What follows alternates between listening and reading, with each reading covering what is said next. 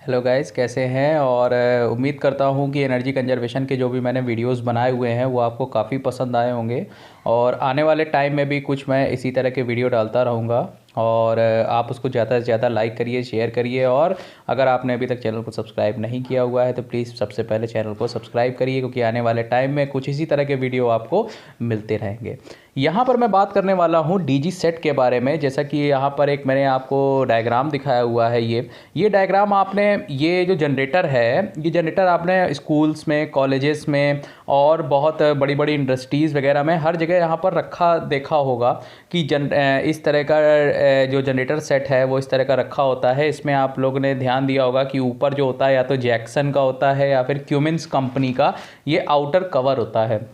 इसके अंदर एक्चुअल में क्या होता है, इसके अंदर जो होता है वो कुछ इस तरह का डायग्राम होता है।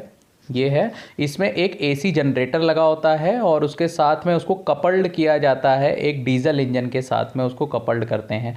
डीजी का फुल फॉर्म ही होता है डीजल जनरेटर। तो डीजल जनरेटर में एक जनरेटर होता है और एक डीजल इंजन होता है। अब यहाँ पर डीजल इंजन की हमको आवश्यकता क्यों है, बहुत सी बेसिक सी बात है। जैसे कि मान लीजिए आपके पास एक अल्टरनेटर है, बिल्कुल मैं बेसिक से स्टार्ट कर रहा हूँ। एक अल्टरनेटर है, अब अल्टरनेटर की एक शैफ्ट होगी। अल्टरनेटर में तब तक ईएमएफ आप उत्पन्न नहीं करा सकते हैं, तब तक उससे इलेक्ट्रिसिटी प्रोड्यूस नहीं करा सकते हैं जब तक आप उसकी शैफ्ट को रोटेट ना करवाएं। जब इसकी शैफ्ट को आप रोटेट करवाएंगे तो इसका जो रोटर होगा वो मैग्नेटिक फील्ड में रोटेट करेगा और इसके अंदर मैग्नेटिक फील्ड के थ्रू जो इलेक्ट्रिसिटी होगी वो उत्पन्न हो जाएगी। उसको इंड्यूस ईएमएफ कहते हैं, वो फैराडे लॉ के द्वारा निकाला जाता है। अब बात ये आती है कि आखिर इसकी शैफ्ट को रोटेट कैसे करवाया जाए। ऑप्शन नंबर 1 है, जो छोटे जनरेटर आपने देखे होंगे उसमें क्या होता है कि जब जनरेटर को स्टार्ट करना होता है तो हाथ से ही उसको रोटेट करवाया जाता है उसकी शैफ्ट को, और थोड़ी देर बाद जनरेटर क्या होता है, स्टार्ट हो जाता है। लेकिन बड़े जब साइज बड़ा होगा तो आप इतने बड़े हैवी जनरेटर को शैफ्ट को घुमाना भी एक बहुत बड़ा काम है। तो इसके लिए इसकी शैफ्ट को, ये जो अल्टरनेटर होता है, अल्टरनेटर की शैफ्ट को हम घुमाने के लिए यहाँ पर एक कपल्ड कर देते हैं डीजल इंजन। एक डीजल इंजन कपल्ड कर देते हैं। ये डीजल इंजन के थ्रू ये क्या होती है, शैफ्ट को घुमाता है और इससे अल्टरनेटर जो है वो घूमता रहता है मैग्नेटिक फील्ड में, इसका रोटर, और इसमें इंड्यूस्ड ईएमएफ उत्पन्न होता रहता है और यहाँ पर हमको इलेक्ट्रिसिटी आउटपुट मिलता रहता है। तो यहाँ पर हम लोग वीडियो को स्टार्ट करते हैं। ये बिल्कुल बेसिक मैंने आपको बताया था। तो डीजी सेट होता क्या है, डीजी सेट का मतलब होता है डीजल जनरेटर सेट। और इसके फॉलोइंग कंपोनेंट्स होते हैं कुछ, यहाँ पर 5 कंपोनेंट्स यहाँ पर डिस्क्राइब किए गए हैं। एक तो सबसे पहले अभी मैंने बताया, इसमें डीजल इंजन होगा और उसके नेसेसरी जो भी पार्ट्स वगैरह होंगे। सेकंड होगा एसी जनरेटर। ये जो दोनों फर्स्ट और सेकंड हैं इन्हीं को आपस में क्या किया जाता है, कपल्ड किया जाता है। तीसरा होता है कंट्रोल सिस्टम और स्विच गियर। फोर्थ होता है foundation and power house civil work. Foundation का मतलब वही जहाँ पर उस जनरेटर को रखना है वहाँ पर किस तरह का कंस्ट्रक्शन करना है, ऐसे ही थोड़ा रख देंगे, उसका प्रॉपर प्लानिंग करनी पड़ती है, और कितना लोड कनेक्टेड है। ये 5 चीज़ें होती हैं टोटल डीजी सेट में। अब इसका मैं ब्लॉक डायग्राम आपको बताता हूँ डीजी सेट का। डीजी सेट का जो ब्लॉक डायग्राम होता है वो कुछ इस तरह से होता है। मैं अभी थोड़ी देर पहले आपको बता चुका हूँ कि एक इसमें डीजल इंजन होता है और एक एसी अल्टरनेटर होता है। एक एसी जनरेटर और डीजल इंजन को आपस में क्या कर दिया जाता है, कपल्ड कर दिया जाता है, और इसको कुछ कंट्रोल मैकेनिज्म के थ्रू कनेक्ट किया जाता है। कंट्रोल मैकेनिज्म के थ्रू क्यों कनेक्ट किया जाता है, क्योंकि आपको पता होगा कि एसी जनरेटर को स्टार्ट करने के लिए उसकी फील्ड वाइंडिंग को भी एक्साइट करना होता है, तो इसलिए हमको यहाँ पर कुछ कंट्रोल मैकेनिज्म देना पड़ता है। और यहाँ पर इस तरह से यहाँ पर लोड कनेक्टेड होता है। ये आपका पूरा ये जो कपल्ड है, ये जो मैंने डायग्राम दिखाया था, इसमें डीजल इंजन और एसी जनरेटर को कपल्ड किया गया है। इसको हम लोग बोलते हैं पूरा फाउंडेशन, और ये डीजल इंजन की एक्सेसरीज हैं, मतलब जो भी नेसेसरी पार्ट है। समझ में आ गया होगा आपको। ये बहुत ही सिंपल सा बेसिक डायग्राम है। बस आपको कुल मिला के ये याद रखना है कि जो डीजी सेट होता है उसमें एक जनरेटर होता है और एक डीजल इंजन होता है। ये आपस में कपल्ड होते हैं और साथ में इसमें कुछ कंट्रोल मैकेनिज्म होता है। ये देखिए, कंट्रोल मैकेनिज्म के थ्रू हम डीजल इंजन को भी कंट्रोल किए हुए हैं और एसी जनरेटर को भी कंट्रोल किए हुए हैं, और साथ में यहाँ पर लोड कनेक्टेड होता है। बहुत ही बेसिक डीजी सेट का डायग्राम है। तो यहाँ पर सबसे पहले अब स्टेप बाय स्टेप चलते हैं। डीजी सेट का जो सबसे पहला और सबसे इम्पॉर्टेंट पार्ट होता है जो कि अल्टरनेटर को घुमाने में मदद करता है, वो होता है diesel engine. Diesel engine actual में क्या होता है, उसको हम लोग बोलते हैं प्राइम मूवर। प्राइम मूवर क्यों? क्योंकि हम शाफ्ट के थ्रू उसको रोटेट करवाते हैं, इसलिए इसको बोलते हैं prime mover, which drives the alternator to provide the electrical energy. अभी मैंने बताया था कि एसी जनरेटर में इलेक्ट्रिसिटी को उत्पन्न कराने के लिए शाफ्ट का रोटेट होना बहुत ज़रूरी है, और वो शाफ्ट जो है हमको रोटेट करानी होती है किसके थ्रू? डीजल इंजन के थ्रू रोटेट करानी होती है। अब इसमें होता क्या है एक्चुअल में डीजल इंजन में? डीजल इंजन में क्या होता है कि सबसे पहले तो एयर जो होती है वो पिस्टन के थ्रू अंदर इंटर होती, वाल्व ओपन होके एयर अंदर की तरफ इंटर होती है। मैं डायग्राम दिखा रहा हूँ थोड़ी देर बाद। तो सबसे पहले एयर इंटर होती है, एयर इंटर होने के बाद उस एयर को कॉम्प्रेस किया जाता है 14:1 से 25:1 के रेशियो में। जब कॉम्प्रेस हो जाती है एयर तो उससे क्या हो जाता है, एयर हीट होने लगती है, और जैसे ही एयर का टेम्परेचर 700 से 900 डिग्री होता है, उस टाइम पर अगर हम उसमें फ्यूल डाल देते हैं तो वहाँ पर फ्यूल में क्या लग जाती है? आग लग जाती है। बहुत ही सिंपल स्टेप्स हैं, देख लीजिए, फिर से मैं बता दे रहा हूँ। सबसे पहले इसमें एयर का इनटेक होता है, पहले एयर आती है, उसके बाद एयर को कॉम्प्रेस किया जाता है। कॉम्प्रेस का मतलब होता है दबाना, ठीक है। कॉम्प्रेस किया जाता है और वो रेशियो होता है 14:1 से 25:1। और कॉम्प्रेशन के टाइम पर जो एयर का टेम्परेचर होता है वो क्या हो जाता है? काफ़ी हाई हो जाता है, 700 से 900 डिग्री। इसकी वजह से जब हम उसमें फ्यूल डालते हैं तो उसमें आग लग जाती है। सिंपल है, इसी को मैं डायग्राम के थ्रू आपको बता रहा हूँ। तो देखिएगा, यही जो 4 स्टेप मैंने बताए थे इसी को बोलते हैं हम लोग 4 स्ट्रोक डीजल इंजन। ये जो मैंने 4 स्टेप भी बताए थे, एयर का इनटेक होना, कंप्रेस होना, ये सारे के सारे इसको बोलते हैं 4 स्ट्रोक डीजल इंजन। 4 स्ट्रोक में 4 स्टेप क्या है देखिएगा। सबसे पहले इंडक्शन स्ट्रोक होता है। सबसे पहले मैंने बताया था क्या होता है, फ्रेश एयर अंदर आती है। दूसरा क्या होता है, कॉम्प्रेशन, एयर को कॉम्प्रेस किया जाता है। तीसरा इग्निशन, जब एयर का टेम्परेचर हाई हो जाता है उस टाइम पर उसमें फ्यूल को गिराया जाता है, तो यहाँ पर फ्यूल में क्या लग जाती है? आग लग जाती है। और लास्ट होता है एग्जॉस्ट, जो नॉर्मल सी बात है, जब आपका फ्यूल जलेगा तो उसमें कुछ ना कुछ गैसेस बाहर आएंगी, तो गैसेस क्या होंगी? इसमें एग्जॉस्ट होंगी। इसी को मैं डायग्राम के थ्रू अगर आपको दिखाऊंगा तो वो डायग्राम कुछ इस तरह से है 4 स्ट्रोक डीजल इंजन का। ये देखिएगा 4 स्ट्रोक डीजल इंजन में क्या है, ये है। सबसे पहले यहाँ पर देखिएगा एयर अंदर की तरफ आएगी, ये वाल्व खुला हुआ है, एयर अंदर की तरफ आएगी। जब एयर अंदर की तरफ आएगी तो ये पिस्टन के थ्रू यहाँ पर एयर का क्या होगा? कॉम्प्रेशन होगा। एयर का कॉम्प्रेशन होगा तो यहाँ पर क्या होगा, जब एयर को कंप्रेस किया जाता है, दबाया जाता है, तो उस टाइम पर एयर का टेम्परेचर क्या हो जाता है? हाई हो जाता है। जिस टाइम पर एयर का टेम्परेचर हाई होता है उस टाइम पर यहाँ पर हम क्या करते हैं? फ्यूल इंटर कराते हैं। जब हम फ्यूल इंटर कराएंगे तो फ्यूल में क्या लग जाती है? आग लग जाती है, और जो भी एग्जॉस्ट गैसें होती हैं वो क्या निकल जाती हैं? बाहर की तरफ निकल जाती हैं। इसी 4 स्टेप, ये देखिएगा 1 2 3 4, इन्हीं 4 स्टेप्स को हम लोग बोलते हैं 4 स्ट्रोक डीजल इंजन, ठीक है। फिर उसके बाद ये चारों स्टेप इंपॉर्टेंट हैं।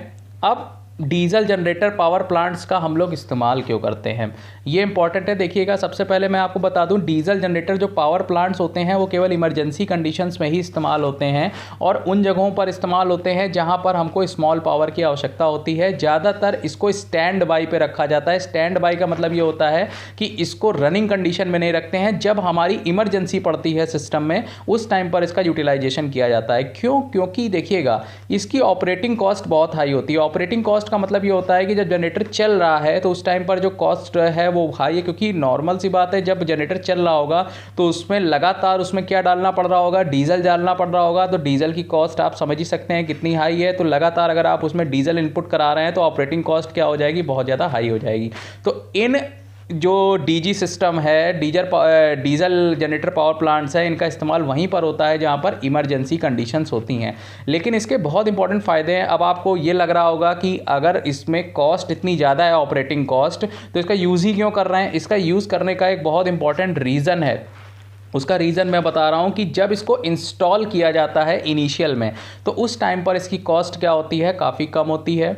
Short delivery period and installation period, अगर बाई चांस किसी भी कंट्री में कोई इमरजेंसी आ जाती है और हमको अचानक से पावर का जनरेशन करना है, तो अगर पावर प्लांट को हमको ओपन करना होगा तो सबसे जल्दी अगर कोई पावर प्लांट ओपन होगा तो वो डीजल पावर प्लांट होता है। इसकी एफिशिएंसी स्टीम पावर प्लांट के कंपैरिजन में काफ़ी ज़्यादा होती है, और इसमें क्या होता है? कूलिंग वाटर की मिनिमम रिक्वायरमेंट होती है और short startup time. Suppose that क्या है कि अचानक से क्या हुआ, सिस्टम में कुछ फॉल्ट आ गई, उस फॉल्ट की वजह से क्या हुआ, स्टीम पावर प्लांट बंद हो गया। अब स्टीम पावर प्लांट या न्यूक्लियर पावर प्लांट को स्टार्ट होने में बहुत टाइम लगता है, हो सकता है 24 घंटा लग जाए, हो सकता है 48 घंटा लग जाए, लेकिन सबसे जल्दी कोई अगर पावर प्लांट स्टार्ट होता है तो वो होता है डीजल पावर प्लांट। इसीलिए डीजल पावर प्लांट को हम लोग स्टैंड बाई पे रखते हैं और हमेशा इमरजेंसी कंडीशंस में ही इस्तेमाल करते हैं। इसकी इंस्टॉलेशन कॉस्ट काफ़ी लो होती है, लेकिन ऑपरेटिंग कॉस्ट क्या होती है, बहुत ज़्यादा हाई होती है।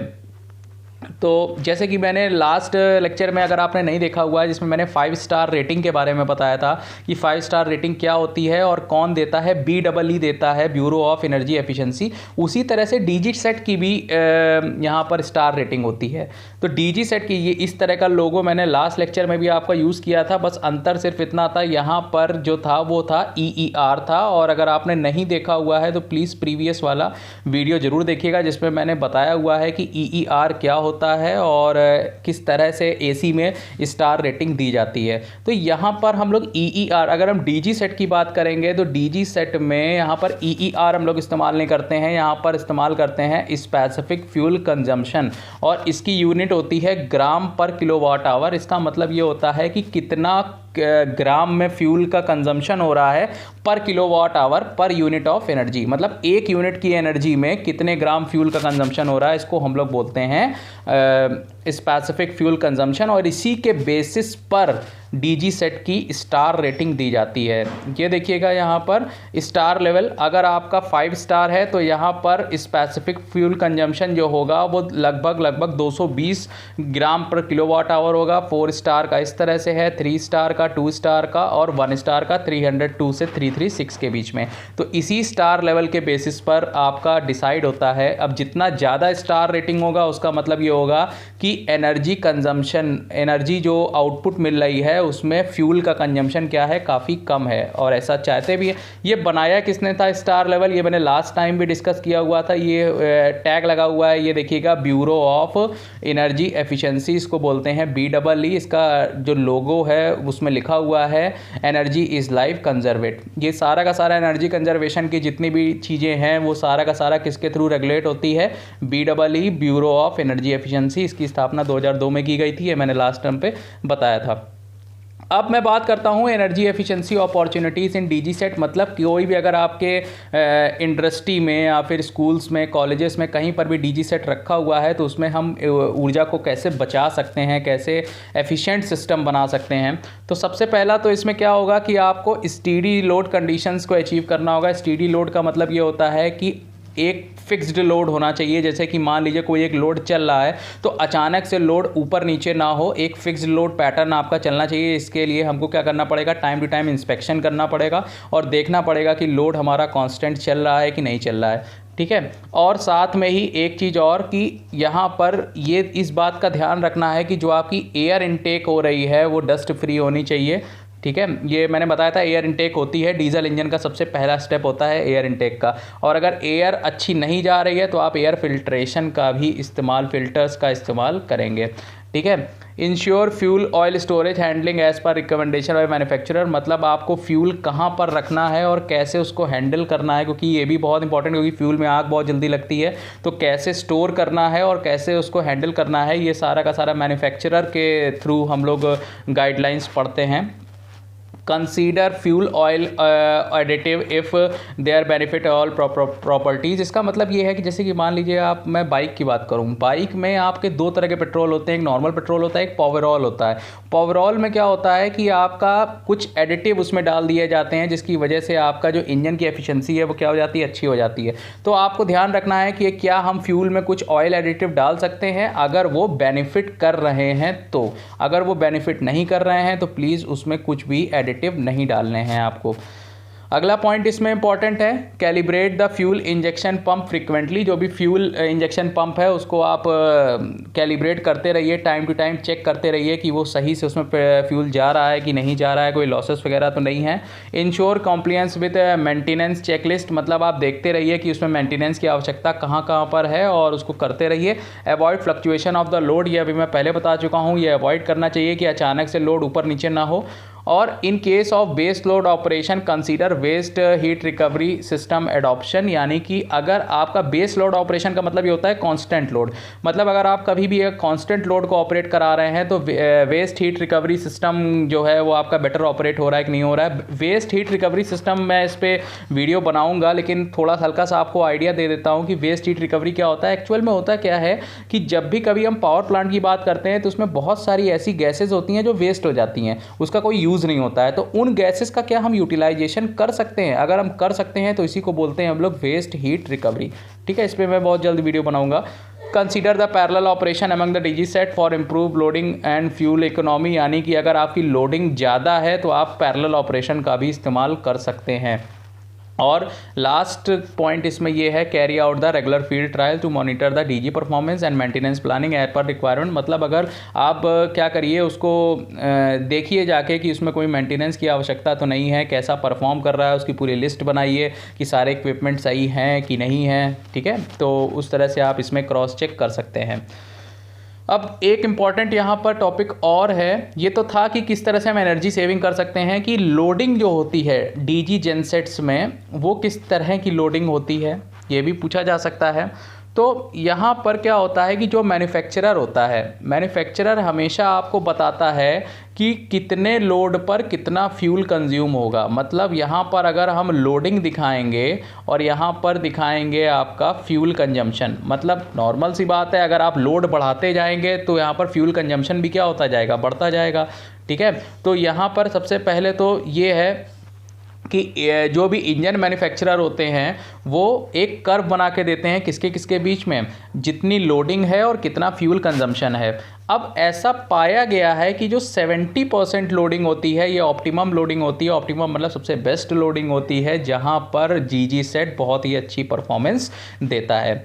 सेकेंड पॉइंट, यहाँ पर क्या है, ओवरलोडिंग अवॉइड करनी चाहिए डीजी सेट में, और ऐसा रिकमेंड किया गया है कि डीजी सेट में केवल 10% का ओवरलोड हो हर 1 घंटे में। 12 घंटे के ऑपरेशन में 1 घंटे का 10% का ओवरलोड आप दे सकते हैं। इससे ज़्यादा ओवरलोडिंग करेंगे तो कहीं ना कहीं सिस्टम में प्रॉब्लम आएगी। ठीक है, आगे बढ़ते हैं। डीजी सेट है certain limits in handling the transient. Transient का मतलब ये होता है कभी भी लोड अचानक से सिस्टम में घट रहा है या अचानक से बढ़ रहा है, इसको बोलते हैं ट्रांजिएंट लोड। तो अगर ऐसा हो रहा है तो 2 तरह की लोडिंग पे इफेक्ट पड़ेगा, इंजन की किलोवाट लोडिंग पे इफेक्ट पड़ेगा और जनरेटर की केवीए रेटिंग पर इफेक्ट पड़ने वाला है यहाँ पर। फिर उसके बाद it is advise to start the load with highest transient KVA and decreasing order. इसका मतलब ये होता है कि आप पहले चेक कर लीजिए कितना मैक्सिमम लोड इस पर आ सकता है। तो जब भी डीजी सेट को आप स्टार्ट करिए तो मैक्सिमम लोडिंग पर स्टार्ट करिए, उसके बाद धीमे धीमे लोड को क्या करते रहिए, घटाते रहिए। ये ऐसा रिकमेंडेशन है। यहाँ पर है नेक्स्ट है कि load may not be constant through out the day, the variation of load may affect parallel operation when load increase additional DG set में टर्न ऑन। मतलब ये है इसका कहने का कि अगर आप लोडिंग को एस्टिमेट करिए, अगर सपोज दैट आपको दिख रहा है कि लोडिंग दिन पर दिन बढ़ती जा रही है तो आप क्या करिए, पैरेलल ऑपरेशन का इस्तेमाल करिए। पैरेलल ऑपरेशन में 1 की जगह 2 डीजी सेट का इस्तेमाल करिए, 3 करिए, वो depending upon the load condition. और इस तरह से आप पैरेलल ऑपरेशन का इस्तेमाल कर सकते हैं। जो भी लोड्स होते हैं उनकी कैरेक्टरिस्टिक्स क्या होती हैं ये इंपॉर्टेंट है।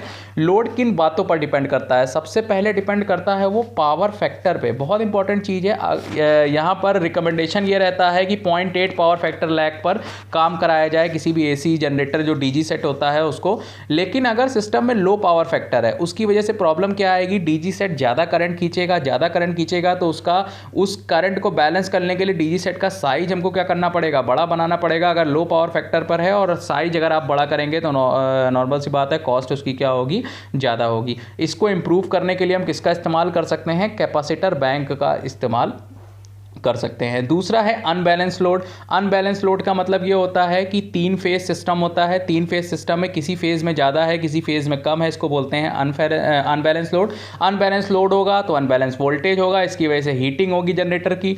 ठीक है, तो लोड हमेशा क्या रखना चाहिए, एज बैलेंस एज पॉसिबल, तीनों फेज़ों में बराबर का लोड बैलेंस होना चाहिए।